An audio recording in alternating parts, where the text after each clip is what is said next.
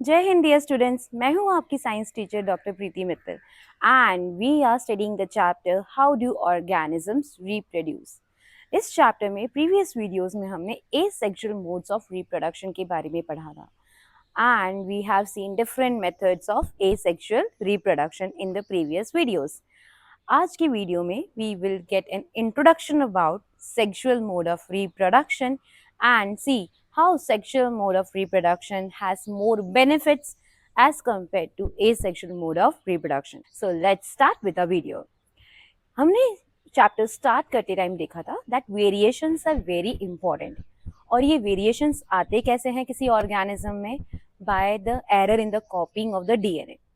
But जब एक amoeba से दो अमीबा फॉर्म होते हैं तो वो दोनों अमीबा में जो डीएनए आ रहा है that is from the parent amoeba only. तो ज्यादा चांसेस हैं कि जो डॉटर अमीबास हैं that will be having the same characteristic features as that of the parent amoeba. Parent amoeba and daughter amoeba में दोनों में कैरेक्टरिस्टिक फीचर्स सेम होंगे because both are getting the same DNA from the same amoeba.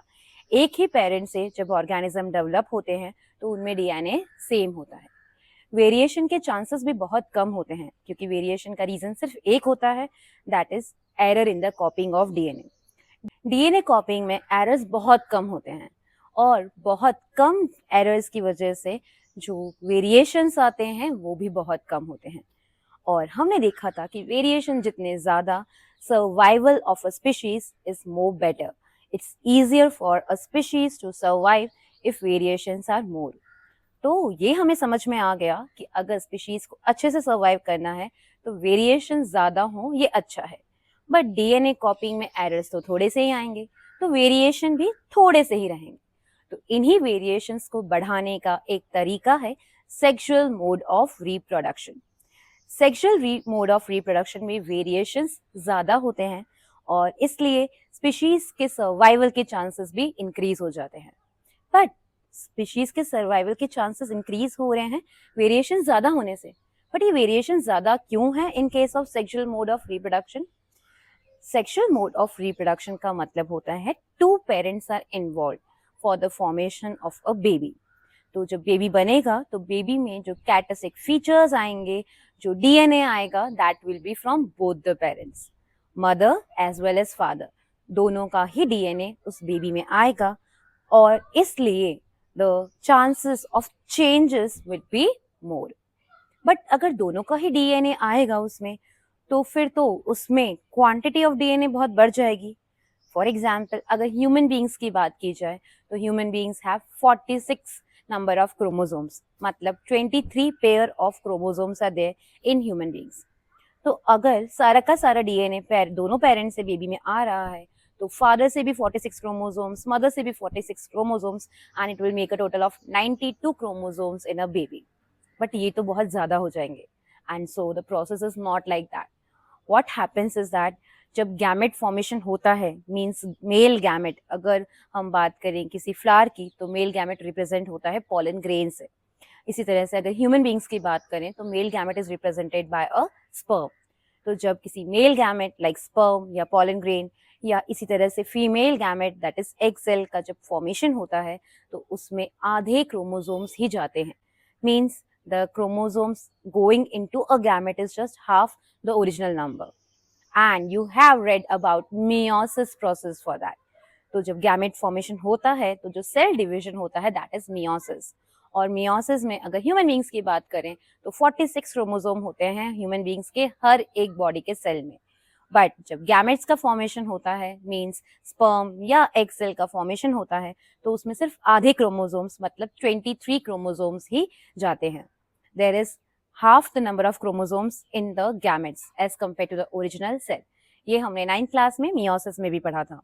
तो क्योंकि half the number of chromosomes जा रहे हैं तो अब जब ये स्पर्म मींस मेल गैमेट एक फीमेल गैमेट के साथ में फ्यूज करेगा तो 20 फॉर एग्जांपल अगर ह्यूमन बींग्स की बात करें तो 23 क्रोमोसोम्स फादर के स्पर्म से मिलते हैं और 23 क्रोमोसोम मदर के ओवम से एंड बेबी में हो जाते हैं फिर से again total of 23 + 23 that is 46 chromosome. तो एक ह्यूमन सेल में 46 क्रोमोसोम्स का जो नंबर है वो इस तरह से रिस्टोर हो जाता है। बट बात वहीं आती है, वेरिएशन ज़्यादा क्यों है? वेरिएशंस ज़्यादा इसलिए हैं क्योंकि 23 क्रोमोसोम फादर से आ रहे हैं एंड 23 क्रोमोसोम मदर से आ रहे हैं, means the chromosomes are coming from 2 different parents. क्योंकि क्रोमोसोम 2 अलग अलग पेरेंट्स से आ रहे हैं, तो इसलिए ये क्रोमोसोम्स अलग अलग पेरेंट्स की वजह से आने की वजह से जो बेबी में क्रोमोसोमल चेंजेस होंगे वो भी ज़्यादा होंगे। Means the baby will be having some characteristic features of the father and some characteristic features of the mother. और इसीलिए इंडिया में जब भी कोई बेबी बॉर्न होता है तो सबसे पहले यही बात होती है कि आंखें तो मम्मी जैसी हैं, लिप्स पापा जैसे हैं, नाक तो दादी पे गई है। So the baby is getting the features from both the parents and from the parents of the parents. Parents के फीचर्स जो पेरेंट्स के अंदर उनके डीएनए से आए थे वो भी बेबी में जाते हैं, and that is how this DNA goes on and the baby is getting all the variations. Okay, so baby ना तो exactly पापा जैसा होगा, ना ही exactly मदर जैसा होगा, उसमें कुछ फीचर्स मम्मी के और कुछ फीचर्स पापा के होंगे, and that is what is we requiring, that is what we want, क्योंकि यही हम चाहते हैं, वेरिएशन ज़्यादा हो, चेंजेस ज़्यादा हो।